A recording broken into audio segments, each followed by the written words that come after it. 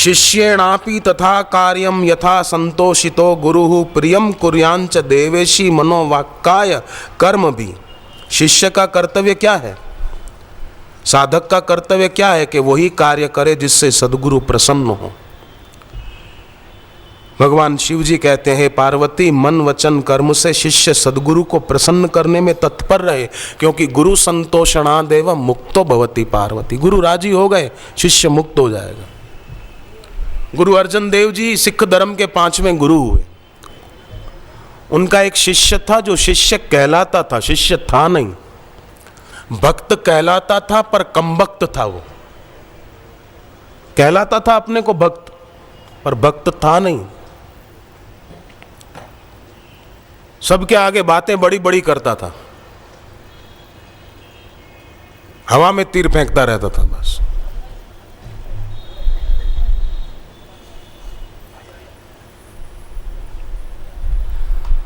गुरु भी जानते थे कि खाली बातें करने में होशियार है, शिष्य कहलाता है पर शिष्यत्व इसमें है नहीं, भक्त कहलाता है अपने को पर भक्ति इसमें है नहीं।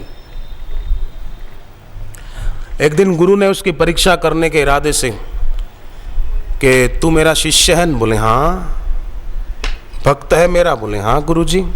मैं जो कहूँगा वो करेगा? बोले हाँ गुरुजी। तो एक काम कर, जा खुले मैदान में बाहर लकड़ियों का ढेर करके आग लगा और उसमें प्रवेश कर जा, चल अग्नि स्नान कर ले।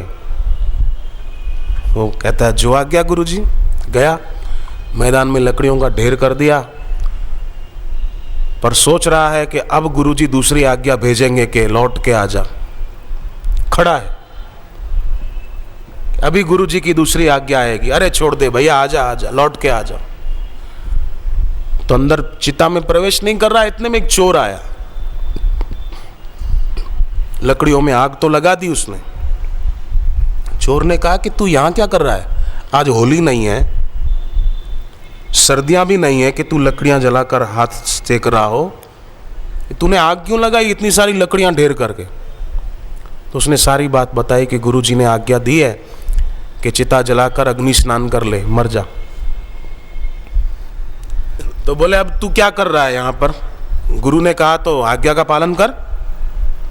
बोले मैं सोच रहा हूँ गुरुजी तो दयालु हैं, अभी दूसरी आज्ञा भेजेंगे, अभी दूसरी आज्ञा भेजेंगे कि लौट के आ जा, लौट के। अब भी बस, अब भी आज्ञा आएगी। उसने कहा चोर ने कि मेरे पास देख खूब माल है, मैं तुझे दे देता हूं सारा, तू हाथ में पानी लेकर संकल्प करके पानी मेरे हाथ में रख दे कि गुरु की आज्ञा जो तुझे मिली है वो मुझे मिल जाए, बस। बोले ठीक है। ये सारा माल मुझे दे दोगे? बोले तेरा, ले ले। हाथ में जल लिया उस कहलाने वाले भक्त ने और संकल्प करके कि मुझे जो गुरु की आज्ञा मिली वो मैंने तुझको सौंपी।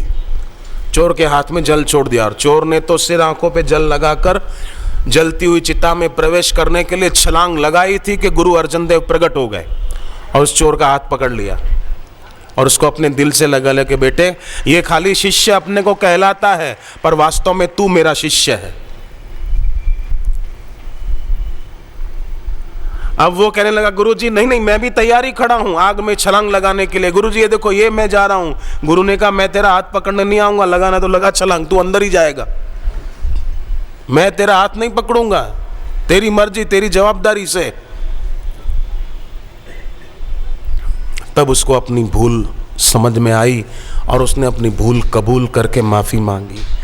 पर अपनी भूल जिसको समझ में ना आए और भूल को कबूल ना करे, उसका जीवन बेकार है, उसका जीवन व्यर्थ है। भगवान शिव जी कहते हैं गुरु भक्त्या यथा देवी प्राप्यन्ते सर्व सिद्धय, यज्ञ दान तपस्तीर्थम व्रताधैर न तथा प्रिय। हे पार्वती, गुरु की भक्ति में वो शक्ति है जिससे सारी सिद्धियां प्राप्त हो जाती हैं। वैसी सिद्धियां तपस्या करने से, दान करने से, तीर्थ यात्रा करने से भी प्राप्त नहीं होती जो सिद्धियां गुरु की भक्ति से प्राप्त हो जाती हैं। गुरु की भक्ति में शक्ति है। अरे गुरु की भक्ति ही अपने आप में एक बहुत बड़ी शक्ति है। इसलिए जिस शिष्य का गुरु में भगवत भाव हो गुरुद्वार पे भाव हो, उसका जीवन धन्य है। गुरुद्वार मेरा, मंदिर है मेरा, गुरुदेव मेरे भगवान, शरणन गुरु की सार। सार यही है, बाकी असार है। संसार का धन, वैभव, सत्ता, विदेश विदेश की यात्रा, ये असार है। मूढ़ लोग असार को पाने के लिए सार को छोड़ देते हैं, पर सच्चा सेवक सार के लिए असार को छोड़ देता है।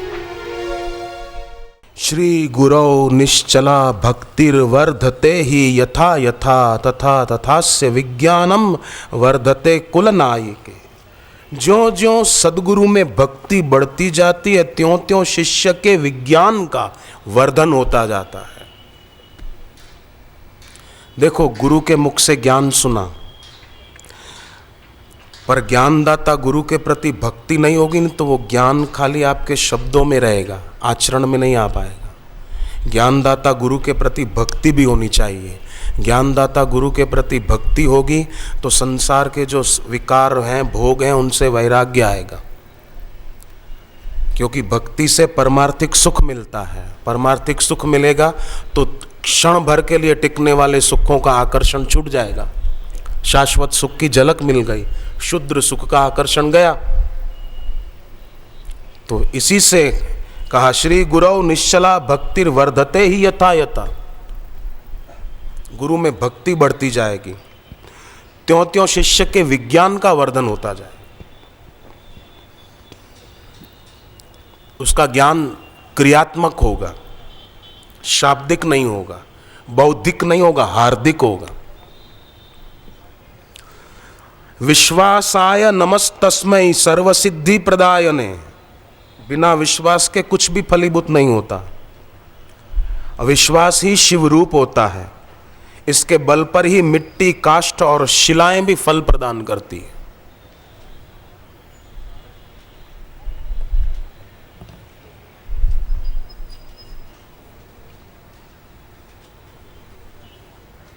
मुंबई में एक भाई को विश्वास था, संतान नहीं थी, शादी के 27-28 साल बीत गए। फिर गुरुदेव से संतान प्राप्ति का मंत्र लिया। ज्योतिषियों ने तो ना कहा था, आपके भाग्य में है ही नहीं। डॉक्टरों ने भी ना कहा था, परंतु संसार से आश रखी नहीं थी उन्होंने कि दुखी होना पड़े। ईश्वर से और गुरु से आश रखी थी तो दुखी काहे को होते। 1-2 साल और बीते, शादी के 30 साल पूरे हुए, उनको बेटा हुआ। मुंबई में हम गए थे तो अपना बच्चा लाए थे।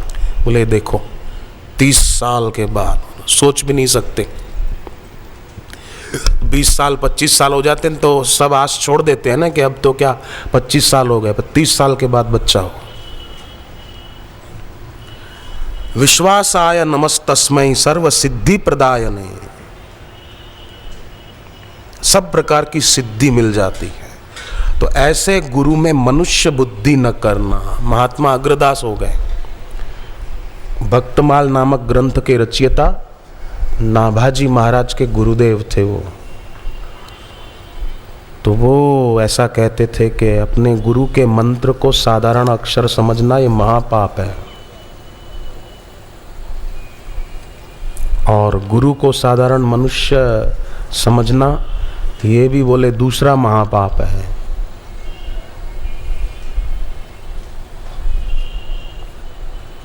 गुरु के दिए हुए प्रसाद को अन्न समझना ये तीसरा महापाप है। गुरुदेव ने प्रसाद दिया और आप बोलो कि गुरुजी मेरा तो आज उपवास है, ले लूं? अरे गुरु दे रहे हैं, ले लेना तू, तेरा उपवास है तो तू कल खा लेना, लेके रख तो सही। गुरुजी मेरा उपवास है, आज हम अन्न नहीं खाते हैं। मतलब अपने अहंकार का प्रदर्शन कर रहा है कि मैं कोई बड़ा उपवासधारी हूँ, मैं कोई बड़े व्रत नियम जीवन में रखता हूँ। गुरु के आगे भी अपनी हेकड़ी दिखाने से बाज नहीं आते कई लोग कि आज हमारा उपवास है, हम आज के दिन अन्न नहीं खाते। अरे वो अन्न नहीं है, वो महाप्रसाद है। वो खाने से दोष नहीं लगेगा, दोष मिट जाएगा।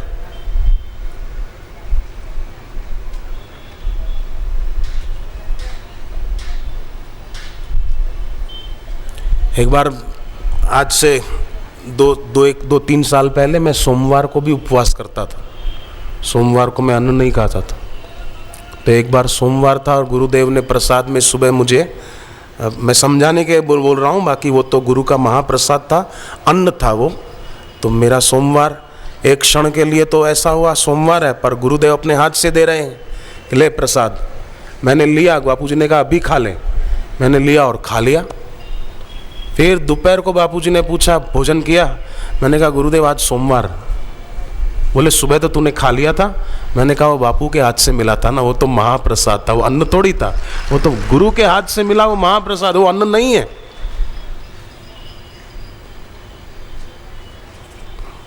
तो सुबह खाया था जरूर, बाद दोपहर को मैंने रोटी नहीं खाई, शाम को भी नहीं खाई, महाप्रसाद है। अग्रदास जी महाराज कहते हैं कि महाप्रसाद को अन्न समझना ये तीसरा महापाप है। चरणामृत को साधारण पानी समझना ये भी महापाप है।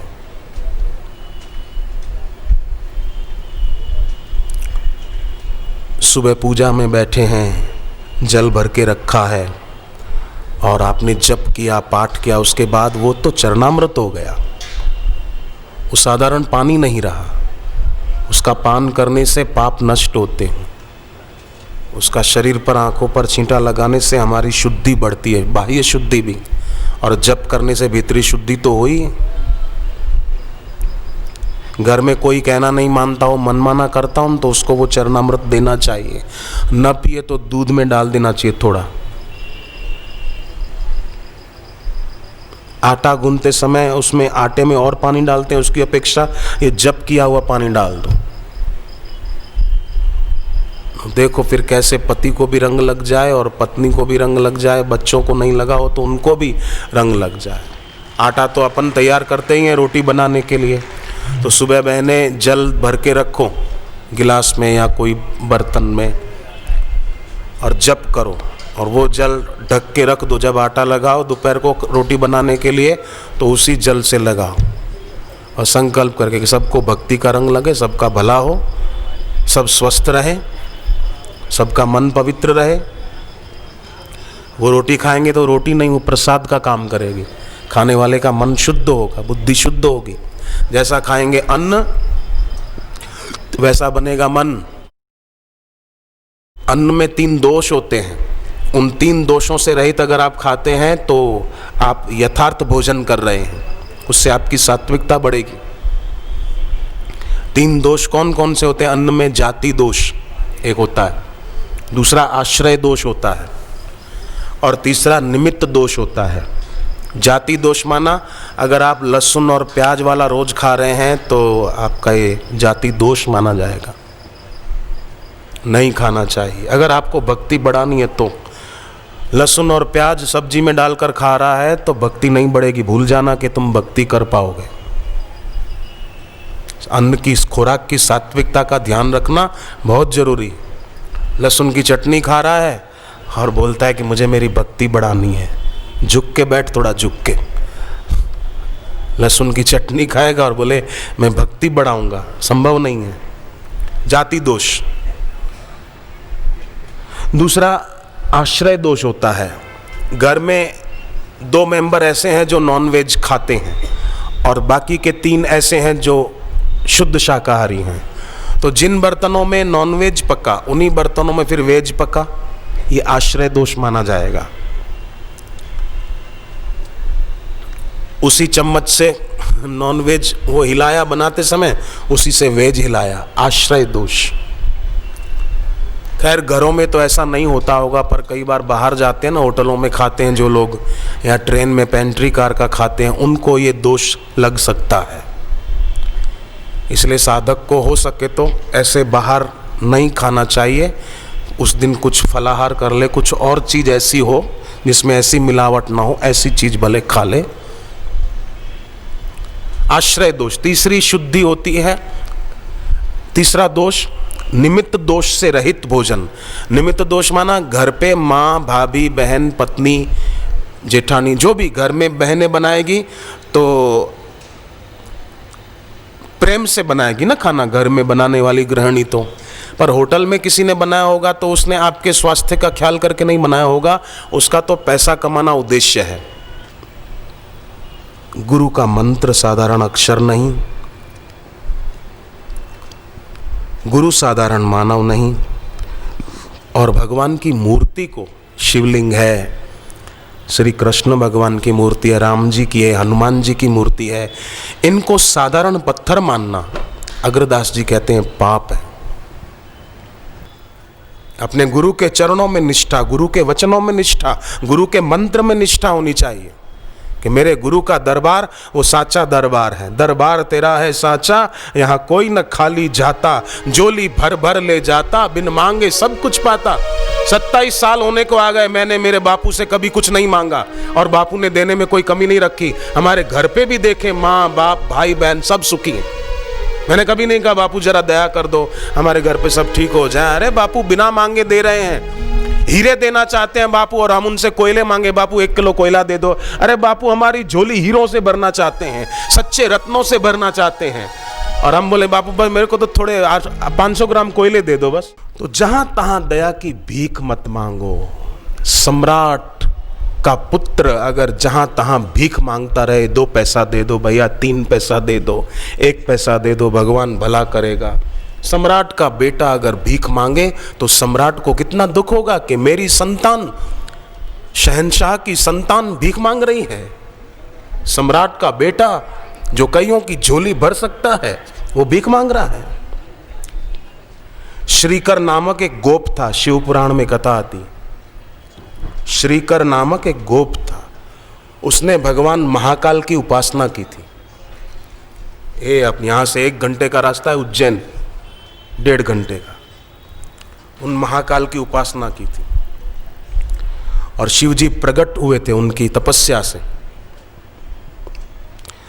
तो श्रीकर नामक गोप के ही वंश में 10वीं पीढ़ी में नंद बाबा प्रगटे और नंद बाबा के यहां श्री कृष्ण भगवान आए। तपस्या बेकार थोड़ी जाती। ये बातें मैं इसलिए बता रहा हूं, जहां तहां भीख मांगने की कोई जरूरत नहीं है। सनातन धर्म के देवी देवता समर्थ हैं, अगर मांगना ही है तो इनसे मांगे ना।